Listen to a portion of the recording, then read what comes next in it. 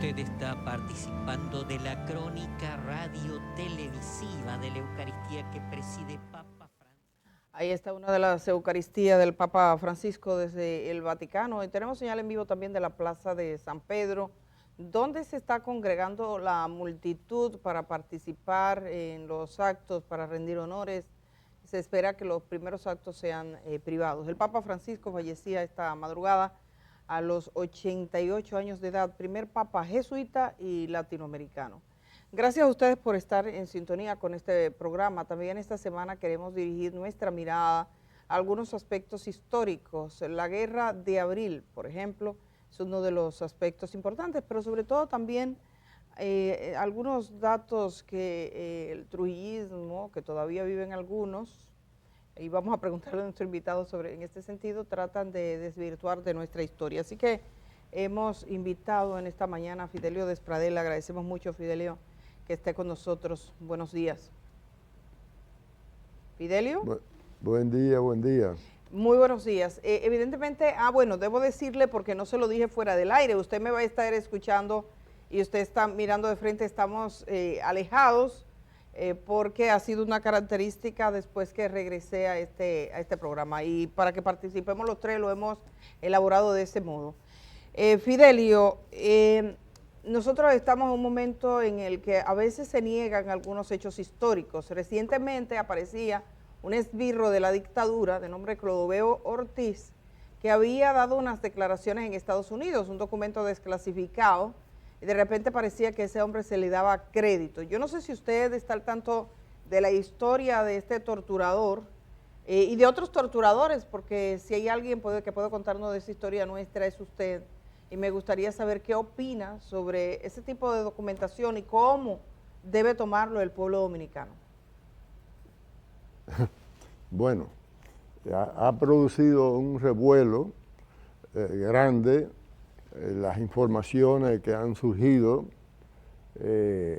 Los norteamericanos han tenido una incidencia fundamental en la vida de los dominicanos, y en ese sentido cualquier cuestión que no conociera la sociedad sobre la política secreta de los Estados Unidos con relación a la República Dominicana es cuestión de interés para todo aquel hombre o mujer que se interese por la situación y el futuro de nuestro país.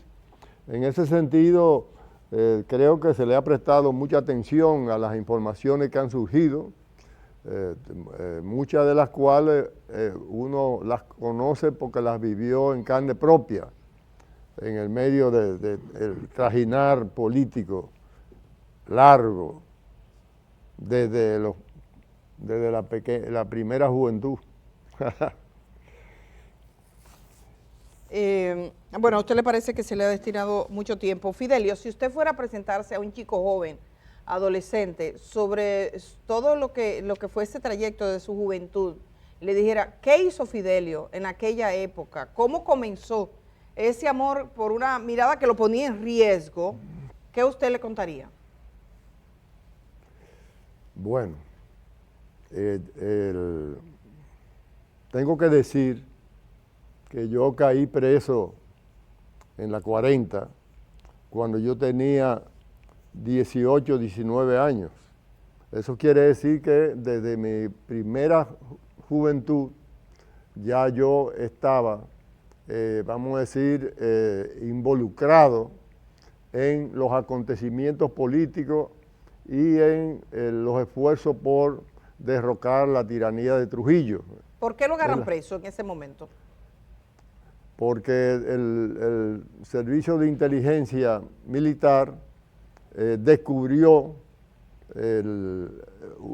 un hilo de una conspiración que un grupo veníamos desarrollando para ajusticiar a Trujillo en una bomba que íbamos a colocar en la Máximo Gómez con Bolívar, a la altura de la cabeza de él, que pasaba todas las noches ahí con su prole bajando hacia a George Washington.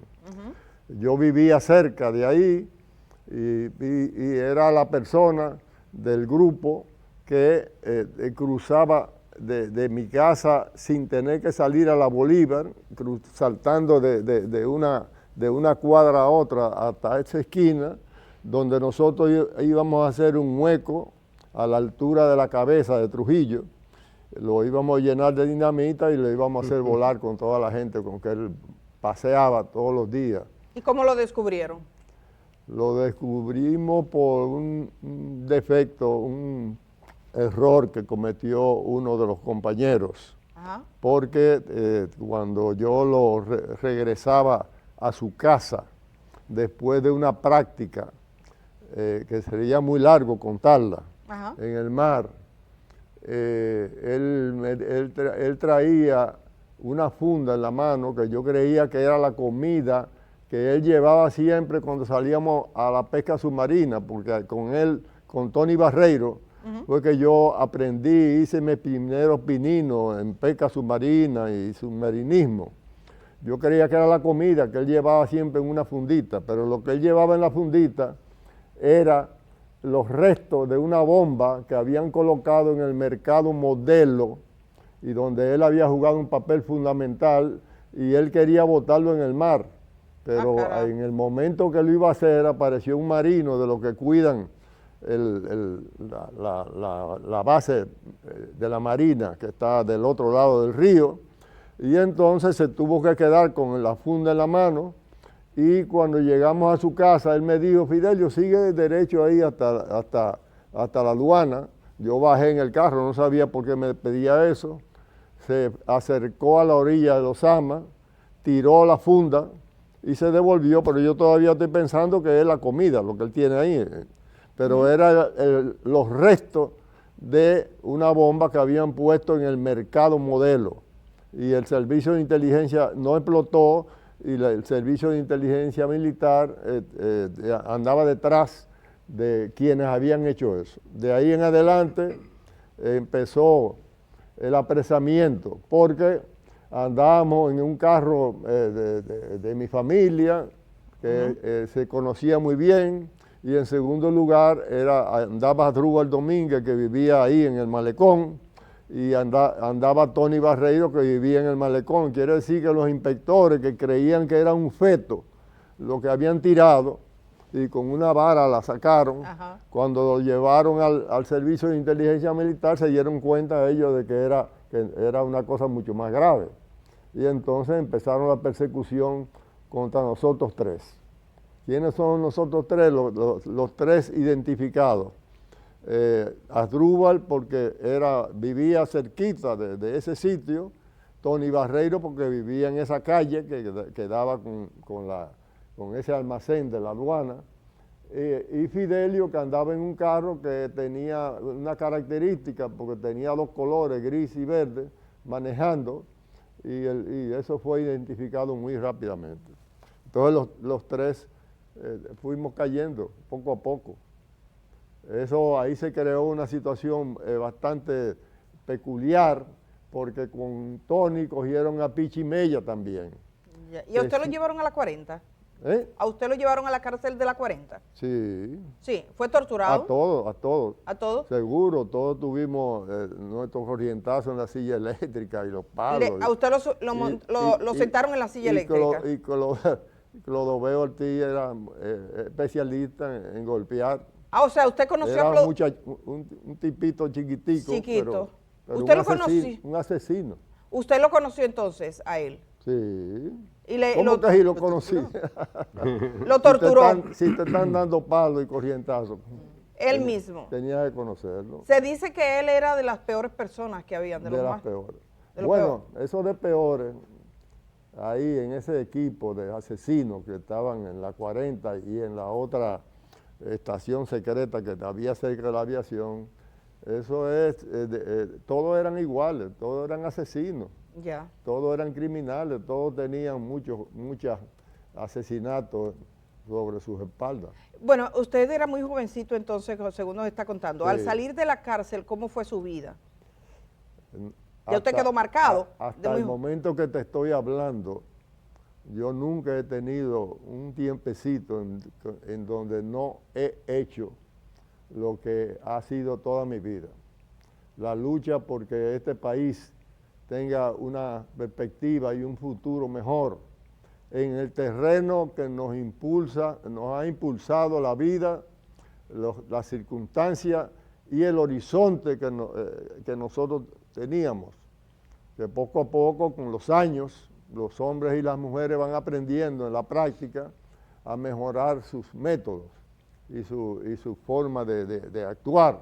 Y eso pasó con todos nosotros. Fidelio, si usted fuera a pensar desde ese momento hasta ahora, ¿cuáles son, desde su punto de vista y en el contexto histórico, los principales obstáculos que ha tenido nuestra democracia, esos momentos que rompieron la democracia dominicana, cuáles serían desde su punto de vista? Esa es una pregunta que abarca todo el periodo, desde el momento que te estoy narrando, que yo tenía 17, 18 años. En la República Dominicana, lo importante, es muy importante porque estoy aquí porque estamos en el 60 aniversario de la Guerra de Abril. Sí. Y la Guerra de Abril, junto con la lucha por la independencia y la lucha restauradora, son los tres grandes acontecimientos que han sacudido a la República Dominicana, los tres más grandes acontecimientos que han sacudido a la República Dominicana. Quiere decir que desde la Guerra de Abril ha habido una lucha muy desigual, con muchísimos episodios que necesitaríamos horas y horas y horas para poderlo dilucidar cada uno, en donde el pueblo dominicano, a través de las organizaciones revolucionarias, el PRD, el PLD de Juan Bosch y los distintos hombres y mujeres que han tenido protagonismo en la vida política dominicana, han hecho los esfuerzos por cambiar el rumbo del país. Quien hizo el esfuerzo más grande fue el Imperio norteamericano, porque la Revolución de Abril, el estallido que se convirtió en la Revolución de Abril, fue frenada después que a los pocos días había triunfado en toda la línea ese proceso revolucionario que hubiera cambiado la perspectiva y el futuro de la República Dominicana. ¿Cómo lo frenaron? Con 45,000 soldados norteamericanos en una grotesca intervención militar que frenó esa revolución que ya a los pocos días había triunfado porque habían derrocado el gobierno del triunvirato, derrocado porque una parte del ejército participó junto con el pueblo en esa lucha, derrocado porque la fuerza principal estaba rodeada en San Isidro por centenares de miles de dominicanos que fueron acercándose, derrotada porque en el puente tuvieron un desastre grande que los arrinconó en la Guerra de Abril. Y en ese sentido, ya el día 28 de abril, unos días después de empezar el estallido, ya todos los aspectos que componen un cambio y un triunfo de un esfuerzo se habían dado. Por eso los Estados Unidos intervino, y no solamente intervino, sino que tenía entrenando la 12ª División Aerotransportada, que era la fuerza élite del ejército norteamericano, para llevarlo a Vietnam, porque en Vietnam iban de derrota en derrota los norteamericanos, y utilizaron a ese 12ª División Aerotransportada para montarlo en un barco y traerlo a la República Dominicana, ya entrenada para pelear en Vietnam.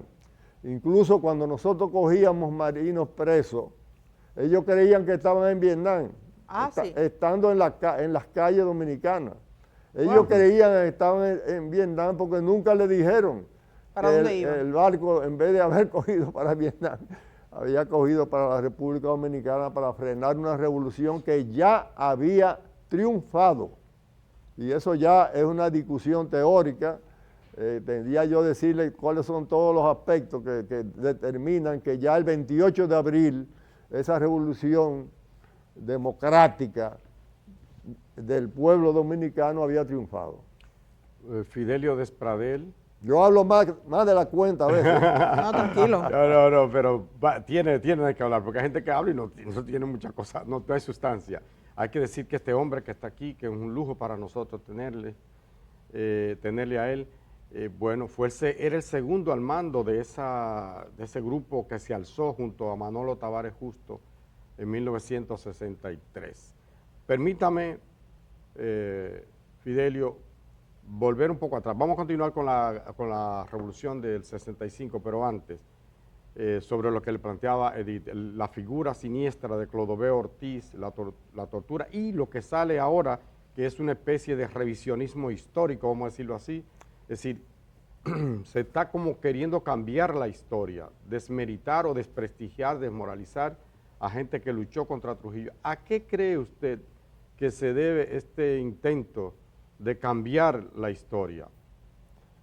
Bueno, para los sectores que han dominado en la República Dominicana desde el ajusticiamiento de Trujillo, a excepción de los momentos como la Guerra de Abril, en donde ellos perdieron el poder en favor del pueblo, esos sectores que se interesaron por mantenerse en el poder, consolidarse en el poder, apoderarse de lo que Trujillo se había apoderado en 30 años de asesinatos para ellos y robarse esos bienes que eran del pueblo dominicano, porque Trujillo lo había construido a sangre y fuego, lo había conseguido a sangre y fuego en la República Dominicana.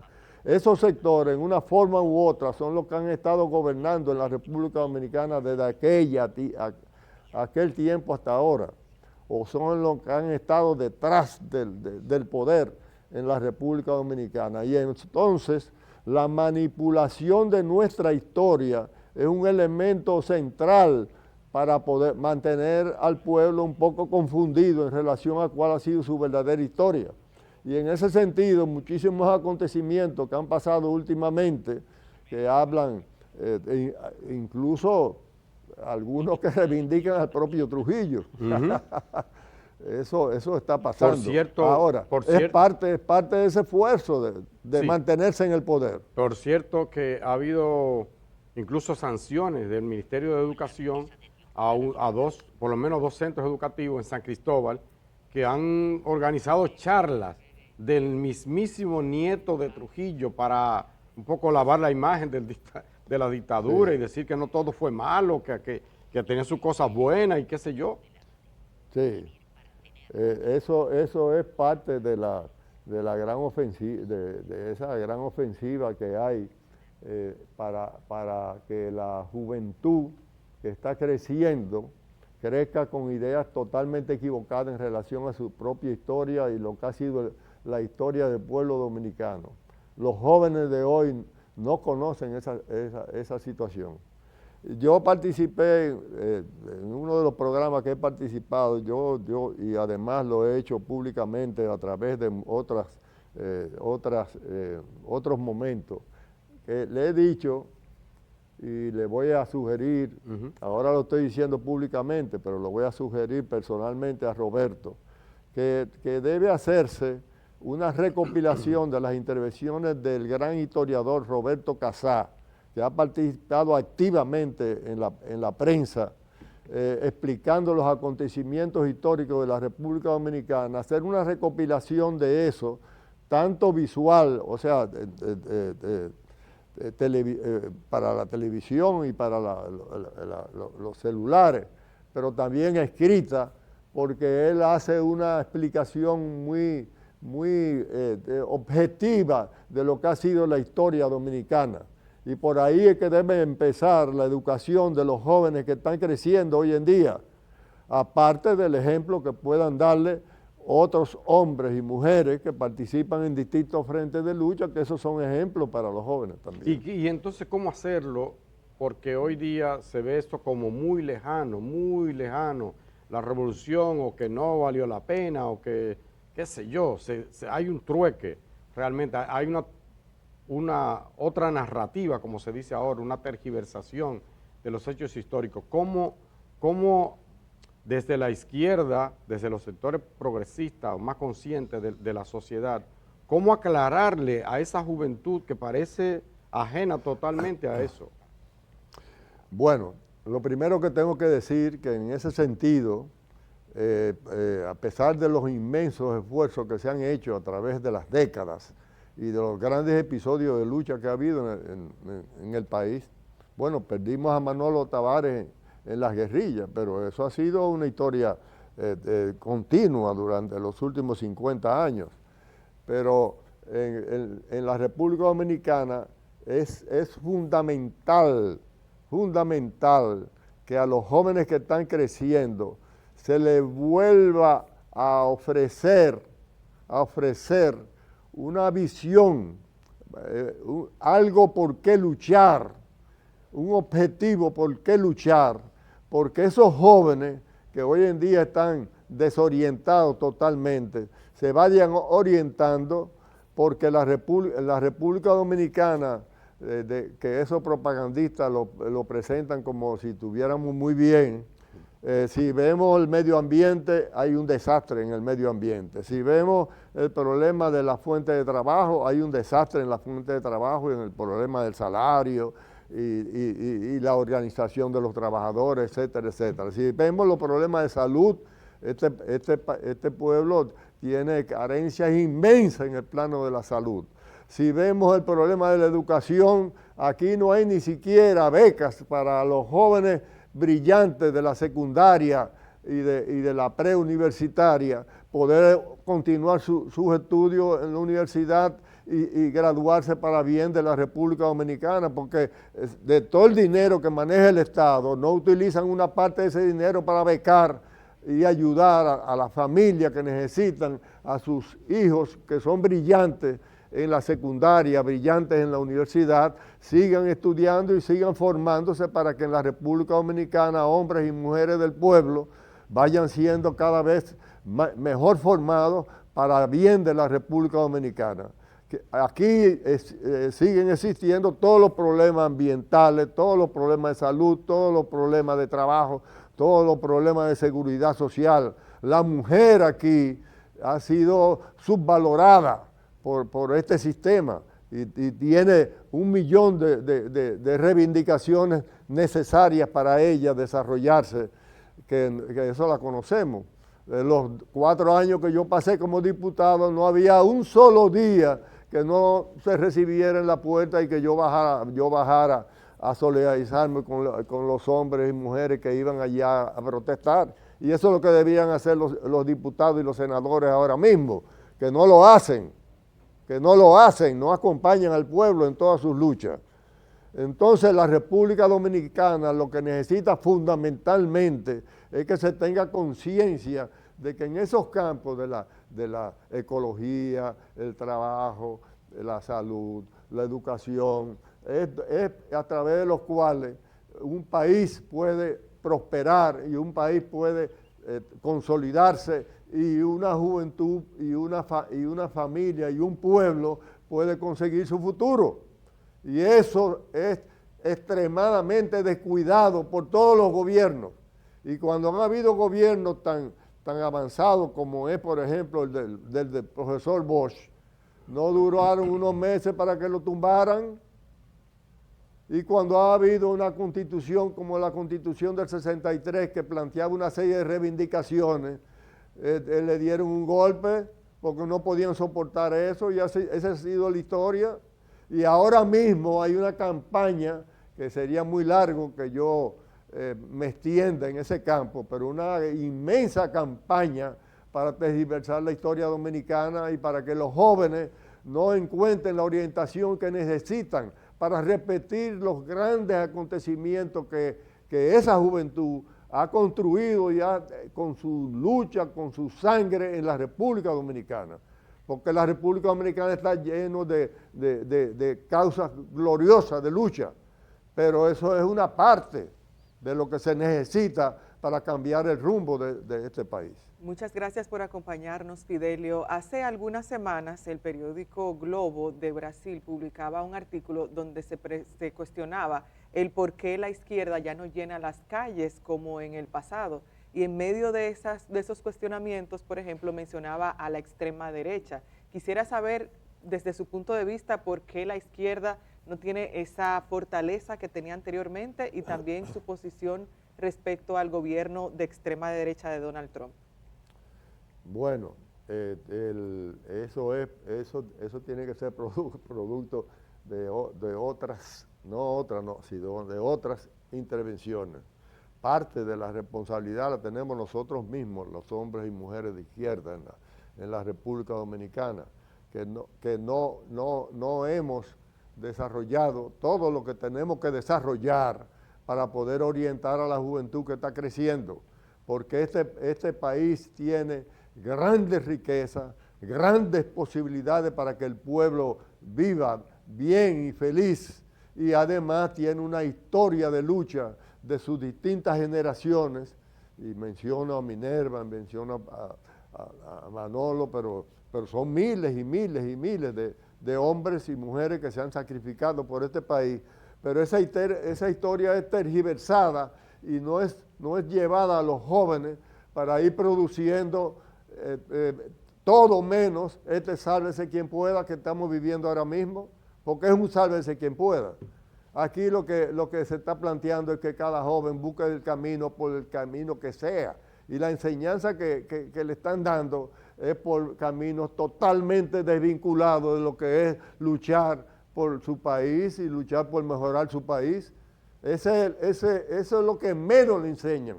Lo que más le enseña es aprovecharse de la coyuntura, de robar,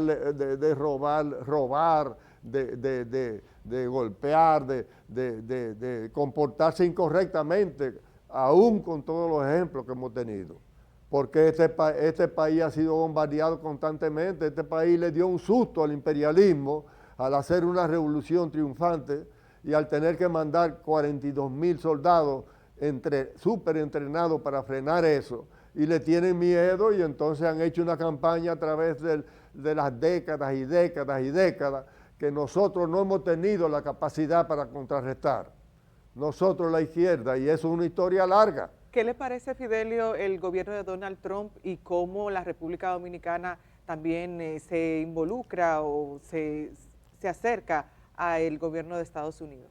Bueno, en primer lugar hemos sido, vamos a decir, no quiero utilizar una palabra peyorativa en relación a una persona, vamos a decir que yo he tenido relaciones y lo considero su amigo como el presidente Abinader, pero en la República Dominicana aquí nosotros hemos hecho lo contrario de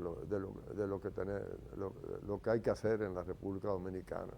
Aquí ahora estamos viviendo Donald Trump, todos ustedes saben, y los que me están oyendo, que está fracasando, pero está fracasando porque los Estados Unidos está viviendo la decadencia de la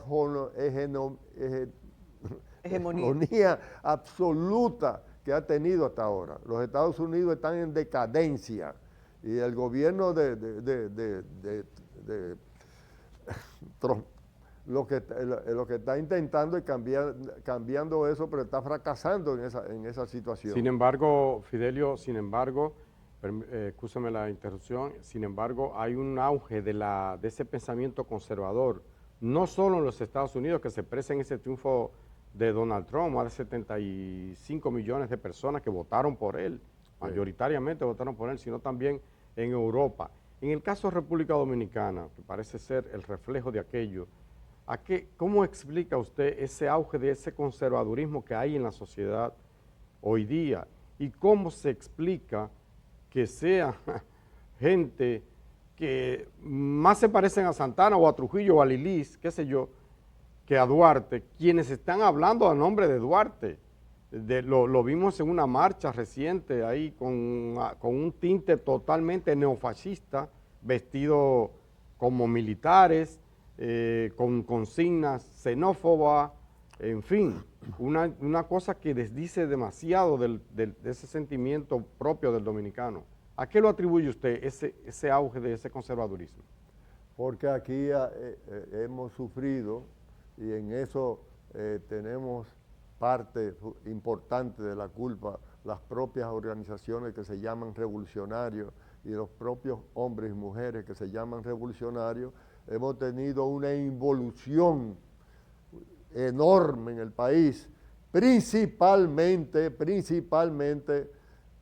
por la acción de los 3 gobiernos encabezados por Danilo Medina y los 3 gobiernos encabezados por Leonel Fernández, que sembraron a este país de todo lo malo que podían sembrar en la República Dominicana. La Marcha Verde, por ejemplo, que reunió 1,000,000 y pico de personas aquí en la capital y centenares de miles en todas las ciudades importantes del interior del país, se dio porque la gente tenía en el problema de la corrupción y la lucha contra la corrupción una bandera fundamental, porque la gente sentía que esos gobiernos eran unos ladrones y el problema de la lucha contra la corrupción se convirtió en una consigna fundamental y eso trajo como consecuencia todo lo que nosotros conocimos y la Marcha Verde en el país. Pero de esa época viene una campaña para rescatar los antivalores para alimentar a la juventud. Y hoy estamos viviendo una situación de ese tipo, pero es una situación que tiene que ser transitoria porque van apareciendo hombres y mujeres y sectores que, apoyados en las realidades de nuestro país, van reorientando a la juventud dominicana. Quizá hay un problema de Pero estamos viviendo una etapa de derecha, una etapa de retroceso en la República Dominicana. Así es. Pero bueno, quizás eso tiene que ver con un tema de comunicación, de entendimiento. Podríamos poner en líneas claras, 3, 4, 5 líneas claras, ¿qué aspira la izquierda en la República Dominicana? Y eso que reivindicaba, me remonto históricamente, ¿no?, a lo de Manolo, igual que lo del 65, pero actualmente, ¿qué aspira la izquierda? Que la juventud pueda encantarse con aquello y seguir esa senda. Bueno, te voy a contestar, vamos a decir, en términos un poco generales. Estamos, nosotros, los seres humanos, no los dominicanos y dominicanas, los seres humanos, estamos en una etapa de cambio de época.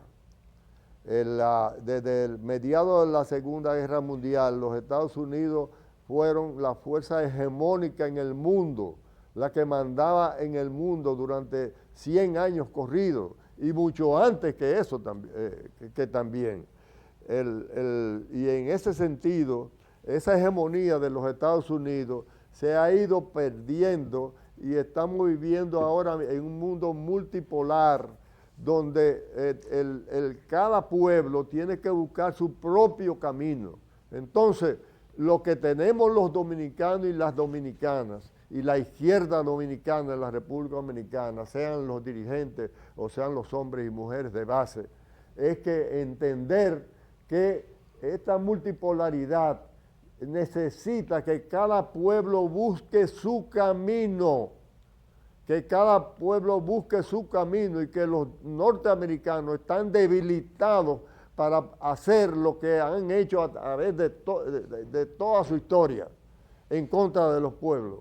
Ya ellos no tienen esa fortaleza y los países tienen la posibilidad de que los hombres y mujeres y los jóvenes sean educados. Ahora, para eso se necesita que haya un movimiento de izquierda que entienda esa situación y que a través de los problemas relacionados con la mujer en su conjunto, los problemas de salud, los problemas de trabajo, los problemas de educación y todos los problemas ambientales alcancen las consignas que unifiquen los distintos sectores del país, porque están claros cuáles son los problemas que tiene la República Dominicana. Lo que hay es organizar a la gente para que luchen por modificar eso, y esa es la gran tarea que tenemos nosotros. Este momento de derecha que está viviendo la República Dominicana Este momento de conservadurismo puede ser transformado y debe ser transformado. Y además, la debilidad de los Estados Unidos, que parecen muy fuertes, pero estamos viendo espectáculos extraordinarios en los Estados Unidos, rebeliones que no se habían visto nunca. Gente, cada vez mayor cantidad de gente viviendo en casa de campaña porque no tienen trabajo y el dinero que ganan con la inflación y por lo poco que le pagan no le alcanza para comprar una casita o para alquilar una casa decente y arman una casa de campaña en las ciudades más importantes de los Estados Unidos o arman su casa en el carro o en la camioneta porque no tienen cómo alquilar una casa o cómo comprar una casa, a pesar de que trabajan, porque estoy hablando de gente que trabajan. Que no alcanza. Esa es la situación de los Estados Unidos. Increíble. Ahora, nosotros tenemos que enfrentarnos a los problemas de la República Dominicana y aprovechar esa coyuntura que está viviendo el mundo para que en este país los dominicanos y las dominicanas busquemos los caminos que conducen a cambiar todos esos factores que yo mencioné ahorita que afectan a los dominicanos. Cuando Fidelio, yo era diputado, no había día que yo no bajara abajo a solidarizarme con todo el que iba a protestar. Y no había día que yo le dijera a los periodistas a las 11 de la mañana o a las 2 de la tarde vamos a tener una conferencia de prensa. Por eso la gente me conoce en la calle y me saluda, porque yo siempre tenía un mensaje de lucha para esa gente. Eso es lo que tenemos que hacer los hombres y mujeres de la fuerza progresista y la fuerza democrática de la República Dominicana. Y muchas este gracias. culto a Leonel Fernández y al gobierno, eso es una cosa de loco, porque eso ha sido uno de los gobiernos más, de esos tres periodos más corruptos de la República Dominicana, y los de Danilo. Bueno, y Fidelio, esos son gente que deben estar en la basura. Bueno, Fidelio, le agradecemos mucho la participación suya en este día. Lamentablemente el tiempo se nos ha agotado, ya son las 7:51, con muchísimo gusto continuaríamos hablando con ustedes. Vamos a tener que tener otra conversación, está clara su posición también sobre los hechos actuales. Agradecemos mucho y en esta semana, me inviten, yo estaré aquí con ustedes. pues mil gracias a usted por participar. Parte de la historia se puede expresar a través de Fidelio, que fue testigo y parte de ella. Gracias a Fidelio Despradel por estar esta mañana. Nos vamos a la pausa diciéndoles que en Argentina el gobierno ha decretado 7 días de duelo después de conocerse el fallecimiento del Papa Francisco, el primer pontífice latinoamericano, además argentino. Yo me sumo a ese duelo. Así es. Es el duelo de una parte fundamental del pueblo dominicano y de los pueblos del mundo. Así es, pues ha fallecido el Papa Francisco esta madrugada. Es una noticia que ha cambiado las agendas informativas en el mundo entero. Nos fuimos a la pausa, director. Momento del encuentro con Jesús en la comunión eucarística, el mismo cuerpo y sangre, alma y divinidad de Jesús presente entero en la Eucaristía, en esta misa que preside Papa Francisco el 12 de diciembre de 2017, día de Nuestra Señora de Guadalupe. Perché per il cielo. Esta es la elección que tenemos delante, vivir para tener. Gracias, señores. El Papa Francisco ha fallecido. A los 88 años de edad, el primer Papa de América Latina deja al mundo después de una enfermedad que se prolongó durante meses y que le llevó a estar más de un mes ingresado. Ya estaba mejor, pero esta madrugada el Vaticano ha comunicado oficialmente su fallecimiento. Así que desde acá... Un Papa diferente. Un Papa distinto. Papa cálido. Papa Desde que revolucionó sencillo, un poco la Iglesia que dejó católica. la limusina y los lujos, y de hecho cambió el estilo de sepultarlo, porque en vez de 3 ataúdes será solo uno. Que llamaba a la tolerancia, Edith, que llamaba a la tolerancia, el amor al prójimo. Ya no tenemos más tiempo, pero comprender al mañana otro. será otro día y les deseamos a ustedes que pasen un día leve. Hasta mañana, aquí nos vemos.